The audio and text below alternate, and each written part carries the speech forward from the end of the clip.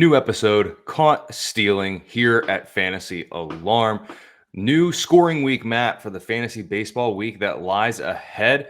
As we're recording this, it's on Sunday night. Maybe you already got your lineups in. Maybe you're listening to this and getting those lineups set. So we are going to break down the past week that was and looking ahead to the week that is. That Yes, sounds there about will right. be. There will be. Will be, is, and is now. However you want to word that. But I'm Colby Conway at Colby R. Conway over on X. And with me here, as always, Matt Selz at the Selz Man. Matt, I don't know how your fantasy teams are doing. I am looking at mine. And, before the game started, my teams looked a little bit better because bad stuff couldn't happen and stuff couldn't go wrong. And now stuff is going wrong. Like, I don't know, Bailey Ober, guy I drafted a good bit of. Not looking too good. So how's everything going for you, my friend? Well, so far I've dodged some injuries, so that's good, right? Mm-hmm. We're dodging the injuries. So far I have dodged the Max Fried, Bailey Ober, Aaron Nola debacle. So that's good so far. But we're like 3-4 days into the season, right? I'm sure a lot can go wrong. Just like my Nats had the lead, going into the ninth with two-run lead. Kyle Finnegan decides to suck, right? This has been the weekend of closers just absolutely sucking and not doing their job. So, there's that. But so far, my teams are doing all right. They've gotten off to a decent start. At this point, I'm just hoping for health. Stuff will come and go. We got to get this season, get into the flow. Just stay healthy, and we'll be okay. We'll talk about some relief pitcher injuries. And by the time you're listening to this over at fantasyalarm.com, I got the updated fantasy baseball injury report listed there, breaking down a bunch of injuries, including one infielder from Minnesota, Royce Lewis, with what they're calling a severe quad strain. He's going to be out for a month plus. Such a shame. And I guess I saw a post on X. I don't remember who said it, but it personified it perfectly. It's like, this is the Royce Lewis experience. Home run, awesome, highest of highs, and then rounding second base, severe quad strain. So this is big because without him, that lineup, yikes. Yeah, it's not great. They're calling up Austin Martin, who seems like he's been a prospect for about 7 years already. The former Vanderbilt product. And usually Vanderbilt guys don't stay in the minors this long, but if you're interested in him, he's got speed. I think he's got a slightly better hit tool than he has in the past. He's capable of playing shortstop and outfield, right? So they can use him a few different places. But there's not a ton of pop there, not a whole lot of run production ability, but you're going to get some speed and you'll get a decent average. I don't know if he plugs right in for Royce Lewis and plays every day or if they're going to slow roll him yet. So there's that. But if you drafted Royce Lewis expecting maybe a 30-20 season out of him, you're not getting it, right? He's going to miss at least a month. They said they're going to shut him down for a month, and then he's got to build back up. So we're looking like 6 weeks here. So that does suck. There's a guy in my league who carried him over, fully expecting the 30-20 anchor bat in the middle of his fantasy lineup. That lasted exactly one game. So he is, I hate to tell you this, but he's Byron Buxton 2.0, right? I mean, Jazz Chisholm, Byron Buxton, and Royce Lewis are like the Spider-Man meme, just facing each other. They all have the same skill set, and they all get injured the same amount. So it does suck, though, because he is an electric player when he's on the field, which he won't be until like mid-May. Fire up your starters from Milwaukee, Cleveland, and the Dodgers, because those are the teams that Minnesota gets. Those are the next three series that they have, followed by Detroit, Baltimore, and Detroit again. So I don't know about you, Matt. Pitcher strikeout props against Minnesota over the next couple of weeks. Looking pretty good. Probably pretty good because they got a lot of big boppers, but they don't have a lot of dudes who make a lot of like excellent contact, have high averages. So yeah, I have a feeling that they are this year's Seattle. And Seattle's also this year's Seattle because they haven't gotten any better in the strikeout department either.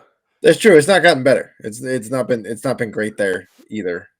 They did, however, Julio Rodriguez did produce his first ever at any level of baseball walk off the other night, Hmm. which was impressive.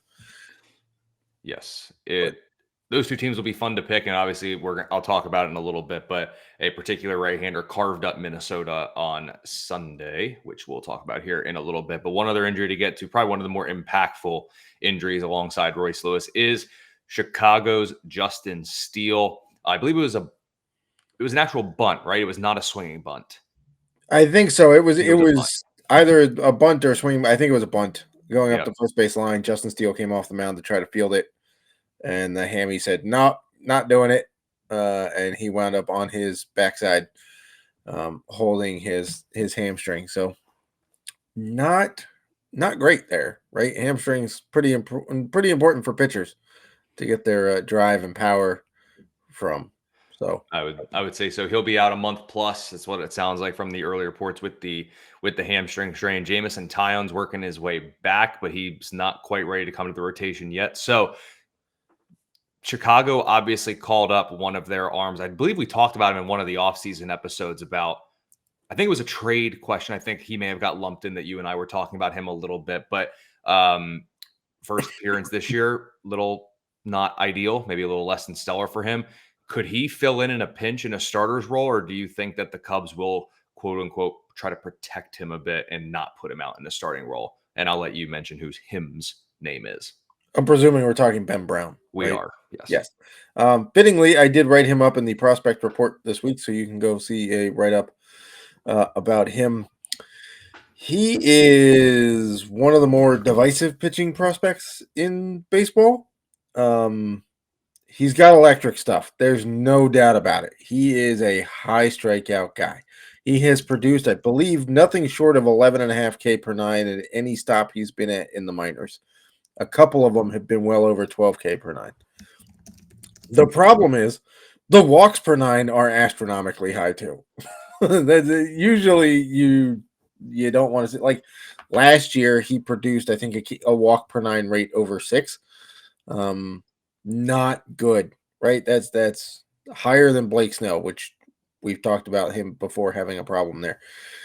So for Ben Brown, I think it's I think they're going to give him every shot to start, but ultimately I do think Ben Brown has better upside as a future closer or high leverage reliever because he has such high strikeout stuff, but there's almost no shot he knows where it's going, which plays better in the bullpen than as a starter.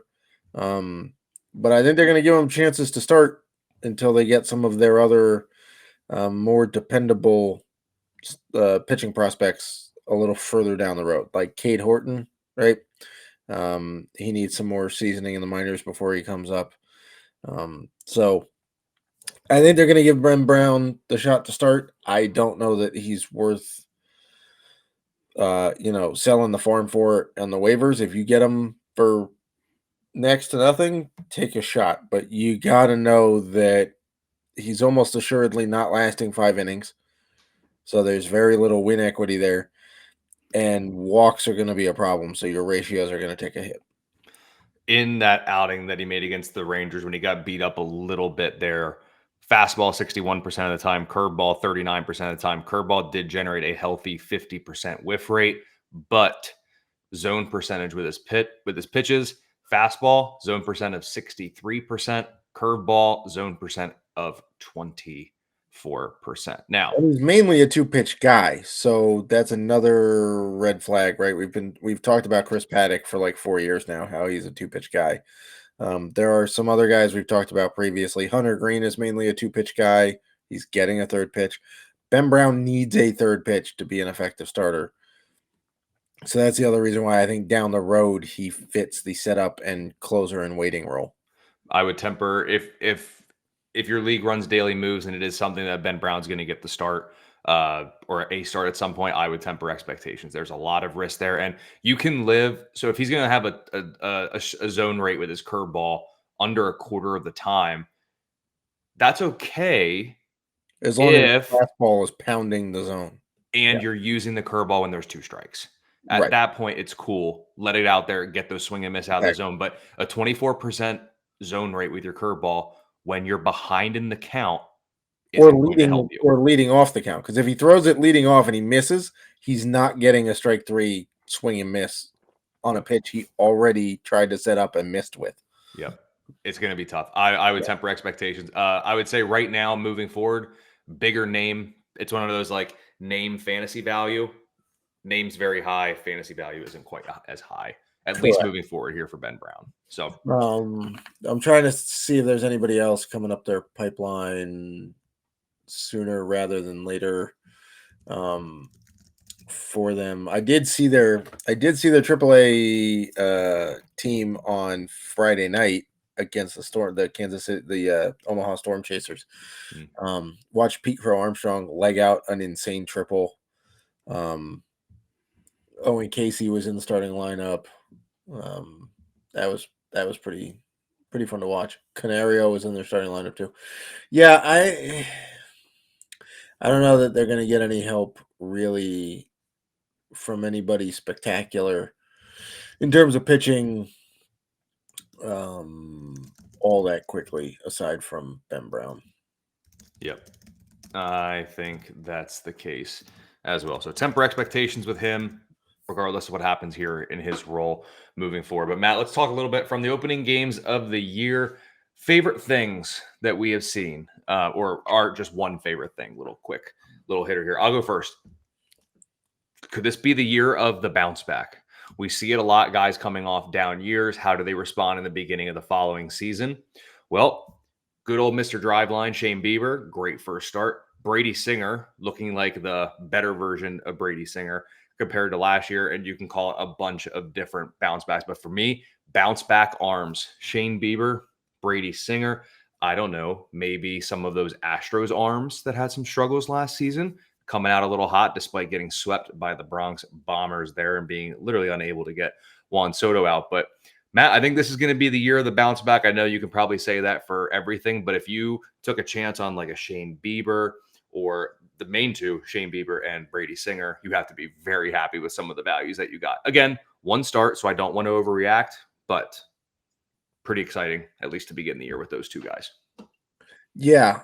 My favorite thing that I saw this weekend in opening games is the case for robo-umps and the Hawkeye strike zone. My God, how bad are the umps right now? I mean, it's just look at the Max Fried thing, throws it right down the middle, 2-2. Should get out of the inning. Instead, he's out in the after 2/3 of an inning because he can't get anybody else out. Let alone there's literally a million tweets out there, posts about umps missing just terrible calls, whether they're a ball or a strike. They're just missing.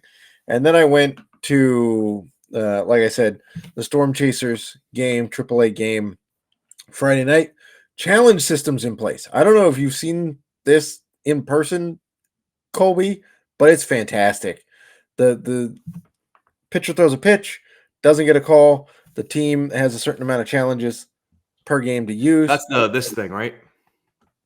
Yeah, that basically the pitcher can go, "Hey man, I want you to take a look at it," and then they put it up on the jumbotron, the big screen in the outfield for everybody to see, including the ump. And it comes up like a tennis. Like if you ever watch tennis and they show you they zoom in and show you exactly how close to in or out the ball was. That's basically what this is for the strike zone. It was great. Takes no time. They get it up there immediately.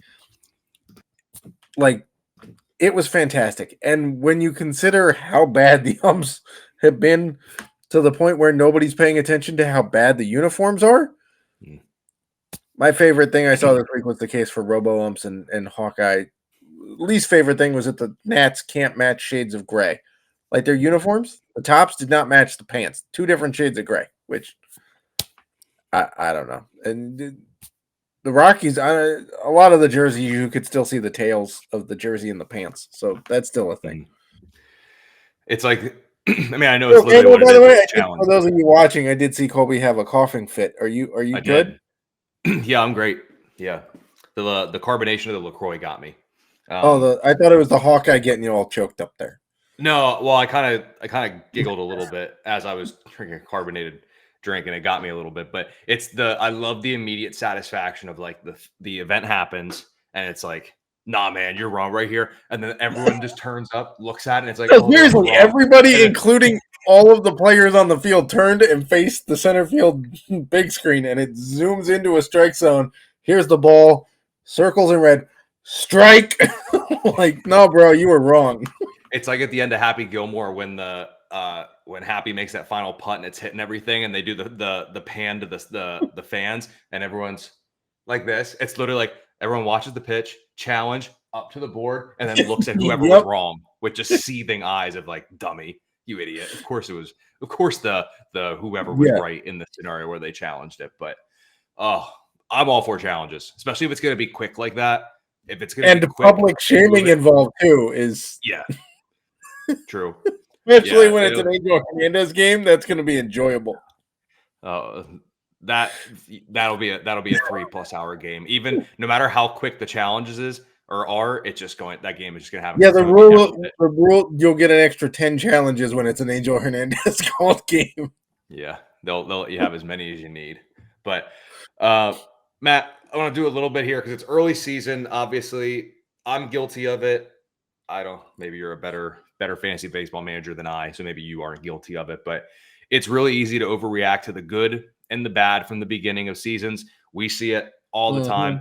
And if there's questions that you have, if you become an all pro subscriber at fantasyalarm.com, you can get in the Discord and get access to like my brain or lack thereof, the brain of the Selz man, the brain of everyone else that we got here at Fantasy Alarm for all of your fantasy baseball questions. And we can start talking, take a look at your roster. Should you add? Should you drop? Is this player worth the spot?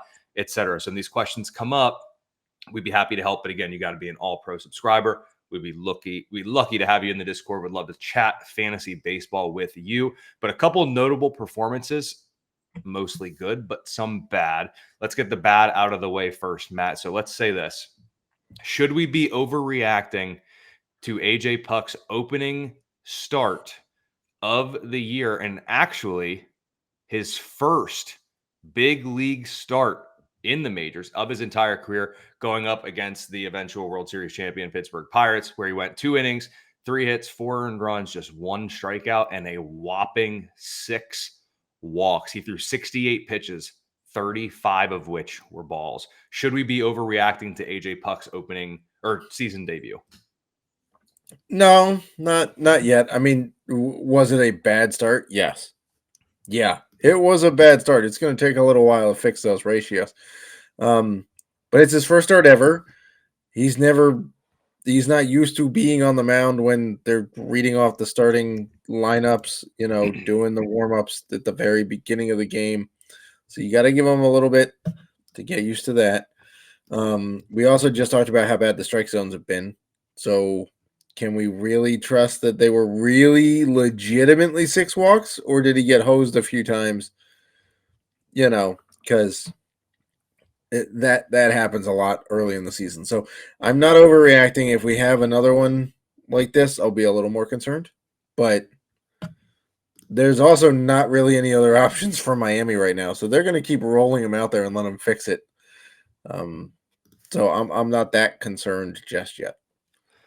I am not either. I'm holding. I'm not dropping him. There was more good than bad in spring training. If you go to his baseball savant page and look, still 33+% whiff rate on both his fastball and his sweeper that he's got. So there's still plenty of swing and miss in his game. I'm not really worried when I see the drops in velo for his pitches.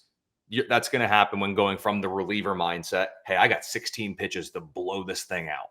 Whatever. Right. We're going to rear back. We're going to cock back. We're going to let it rip 100%. He's trying to save up for a little bit because he's trying to get through. And the big thing is, like I said, and like you said, this was his first start in the major leagues. He's been around for a little bit, but it was his first start. It is a different animal. You are not dropping AJ Puck. You hold on just because he had one bad start. You do not drop him. There's enough talent. He is worth it. He still needs to have a spot on your fantasy baseball team.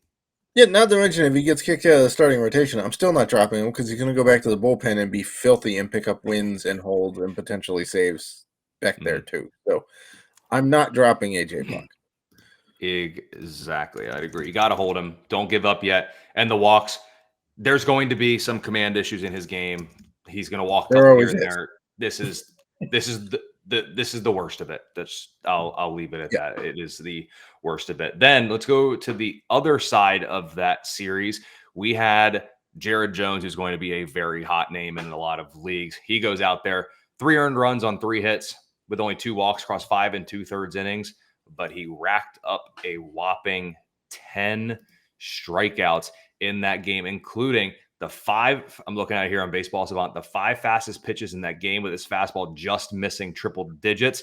And he racked up 22 swing and misses, 59% whiff rate on his slider, 42% whiff rate on his 4-seam fastball. Matt, should we be overreacting to Pittsburgh Pirates right-hander Jared Jones? No. I mean, I'm not selling, like, I'm not buying him for all of my fab. Right? That's not going to happen. Am I going to put bids in? Sure. But I'm going to put a bid in just like he's a solid starter that I'm picking up to go get a guy who got injured, right? If somebody wants to blow their entire fab on him, let them do it. That's fine. I'm not going to try to outbid somebody who's intent on getting one guy the entire season, right? Are the 10 strikeouts impressive? Yeah. Miami struck out 21.3% of the time last year, which was in the bottom third of the league in terms of, they were, depends on how you want to say it, right? They were one of the tougher teams to strike, one of the top 10 tough teams to strike out, and they were in the bottom third when you sort by highest to lowest strikeout rate, right? So that matters, sure. I still think that their offense is outside of Luis Ariz making contact, right? Because you got Jazz Chisholm out there blaming Shadows for not being able to see or catch or hit or something. But I don't think he's like an NL Cy Young Award winner this year. Do I think he's the NL Rookie of the Year?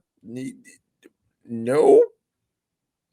Probably not. Does he have a shot if he does this another 25 times? Yeah.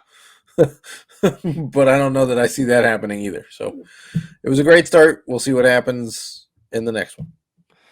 How about I really like Jared Jones. I think he's worth a roster spot on most teams. Again, I really do too. I'm just saying I'm not carefully going with broke Fab.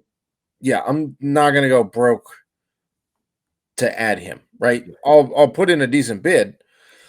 If you have $1,000, what percentage of Fab would you toss on Jared Jones? Keep your Pirates bias in check. Yeah, no, he got to about 120-ish innings in the minors last year. So if you think Pittsburgh's going to let him roll out there the whole time, probably capped at about 150. And that's probably on the higher end. I would say I'll just do percentage-wise. I honestly think I would do – it depends on your leagues. If you have people that bid heavy, I would probably go up to maybe 20% on Jared Jones. That gives me enough operating budget for the rest of the year, but it gives me a competitive bid on a guy who could be pretty solid for your ratios. I'd say 20%. I'm in that ballpark too. I might go as high as 23%, somewhere in there, 23, 25. Depends on your league. Again, if starting pitchers are key and there's not very many, I'd go a little higher. For fab bidding, are you one of those that your bid will not end on a 0 or 5? Are you like me on that? Yeah, I tend to, because people tend to like that. So I'm either going to get beat by somebody who went to 30 and I went to 27, or I'm going to beat the person that went to 25 and I went to 27. Right. Mm-hmm. So I tend to, people don't like to do odd numbers to end things, even though 5 is, you know what I mean? Like when you set your alarm clock in the morning, does it have to end on a 0 or 5? Yes. Oh. Why? That's weird. Sleep patterns go in 15-minute increments. I refuse to put it on a 0 or 5. Just like my fab bid's like my alarm clock, Matt. No 0s and no 5s. When you hit snooze, though, it's 9 minutes. Does that throw? Like, what if your snooze ends at a 0 or a 5? Do you just hit it again until it doesn't? Well, I mean, I'm going to hit the snooze at least 3 times anyway. I'm not even going to see what time the clock says. I'm just going to try to reach for the phone and hit the button and shut it up for a couple more minutes. So do you purposely set your alarm 27 minutes early so that when your snooze goes off 3 times, you're good? Well, I mean, there's multiple alarms, right? You got like the, hey, like if you're up, let's get going type thing. Then you have like the, all right, hey, this is your So like, you're one of the people that sets an this is alarm your, every 3 minutes and doesn't yeah, rely on snooze. You just set yeah, 17 3-minute yeah, spaced alarms? Okay. yeah, 100%. Yeah. Yeah. I mean, let's I see. set 1. All right, so we had to get up early for something the other morning. I had 5:58 and 6:02. Then when my wife has to work early, I got 6:22 and 6:24. And then normal work day, I have 7:13, 7:18, 7:36, 7:38, 7:47. Yeah. Yeah, Mine's just pick a couple of those. 6:45 and 7. That's it. All right, see, listen. With all due respect, that's crazy. That's crazy. We're gonna put it out to a poll. If your alarm clock, when you set it, if it can end in a 0 or 5, there's got to be more people in my camp of the nope, can't be a 0 or 5. When you drive your car, do you have the car volume? When you set the volume in the car, can that end on a 0 or 5? I turn it to whatever the heck I feel like it needs to be loud You are an enough. absolute madman. This is just insane. I just turn it to whatever I feel is loud you enough. let it go to a 0 or a 5. I mean, if it's muted, then yes, it's a 0. Oh, well, muted doesn't count. That's muted. Okay. That's not even a number. I don't even know. I don't pay attention to the number. I just I'll turn tell it you, until it sounds when loud when enough. 30's the or whatever number it is, when it's the perfect volume, but 29 in this case is just a tad too soft and 31's a bit too loud. That's a real conundrum. I mean, that's the It's a same tough spot. with my air conditioner, like with my temp at my house. Like sometimes, like Yeah, it 73 can't be a feels 0 fine. either. Like like sometimes 73 feels fine, but then sometimes it feels too warm, so I put it to 72, which then feels too cool. So like I need a tenth of a degree thermostat, which apparently they only make for hospitals. See, you have no consistency in all this stuff. You're just all over the place. I go with whatever I feel like works, Yeah, man. That's my that's crazy. consistency. That is crazy. Anyway, I digress. We'll put That's a hell of a tangent. we'll put a post out because there's got to be more people in my camp. But all right, Nick Martini's name came up in the Discord after his opening day barrage of the Former multi-home K-State run. alum. Let's go. Yep, and then hadn't heard much from him. Then I believe he had a pinch hit at bat and hit another extra base hit. And that's pretty much all he's done for the season. I made a bad joke in the Discord about that you shouldn't be dropping anything of value for Martini, but maybe for an old fashioned or a Manhattan. It was a pretty good joke. Do you want shaken or stirred? Which one are we doing here? I don't drink martinis, so no, it's a Bond line. Bond drinks martinis shaken, not stirred, so it's watered down. Oh, yeah, I don't drink martinis, so I don't know. If you get it shaken, it's watered down because Oh, the ice chips break and it melts faster. So yeah. All right, so is this Nick Martini a shaken or a stirred for our fantasy teams? Is it watered down and he's not really relevant from here? I said don't even bother. I think he's preying on a bad Nats pitching staff. Let's be honest. Like I said before the season, I was bummed that Josiah Gray was getting the start in Great American Ballpark because I didn't think it was going to work out well. Sure enough, it didn't. Patrick Corbin's freaking useless, and he preyed on Patrick Corbin, and then they had who the heck, Jake Irvin pitching today, who again was a rookie last year, sorting things out. He's all right, whatever. So I think it's the case of Nick Martini, who was hot in spring training, keeping it going against a poor Nats pitching staff in a good home ballpark. I'm not like if he keeps it going for another 2 weeks, sure. But a 4-game run does not like this has Aristides or Aquino notes to it. Where Aristides Aquino came up and was like a world beater for 6 games and then was out of baseball like 4 weeks later. Yeah, I'm not dropping anything of value for him. And honestly, when you look at it too, we got 1 start since that opening day game and a pinch hit here and there. It's just there's not enough at bats. Just not worth it. Also, I know it's a thing. Like I know they're not healthy right now, but when they get healthy and call people up, there's not at bats. They're not married to him. No, in terms of the lineup in AB, so he shouldn't be you shouldn't be married to him on your fantasy team. If you want to try to catch lightning in a bottle, I think I mentioned it in the Discord. If you have a free roster spot, you want to try to catch some lightning in a bottle, go for it. But by any means, the next time you want to catch lightning in a bottle again, he's got to be the first one you drop. He's not someone in a month. I'm more than certain he won't be on your team if you did pick him up.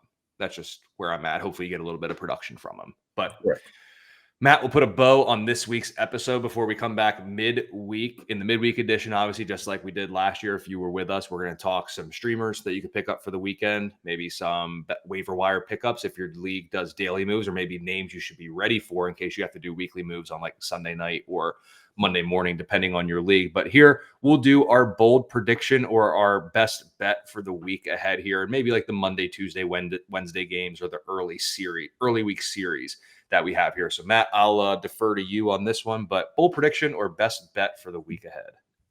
So I'm going to go with a bold prediction. We'll start with that. The Tigers are playing the Mets. I think the Tigers take the series from the Mets. I don't like what I'm seeing from this Mets squad. Obviously, I'm trying not to let my Nats fandom and my Yankees fandom jade me against the Mets. But, man, you let one late slide by Rhys Hoskins early in a game, which didn't injure anybody, that he was out on, screw up your entire series. Because what, a former Philly decided to late slide into Jeff McNeil, and by the way, didn't slide out of the baseline, still held the bag, made contact with the bag, and is not responsible for Jeff McNeil dropping a baseball that he should have avoided in the first place, right? Not to mention Jeff McNeil slides out of the baseline way more often than anybody else in baseball. I think they're soft. I don't think I really don't like what I see from the Mets side. The pitching matchup, I believe, favors the Tigers. They have Reese Olson going in the first game. They have Casey Mize going in the second game. And it appears that they have Tariq Skubal going in the third game. That's more than enough arms to take care of this so-so offense for the Mets. So I think the Tigers take the series from the Mets. That was actually going to be my second one.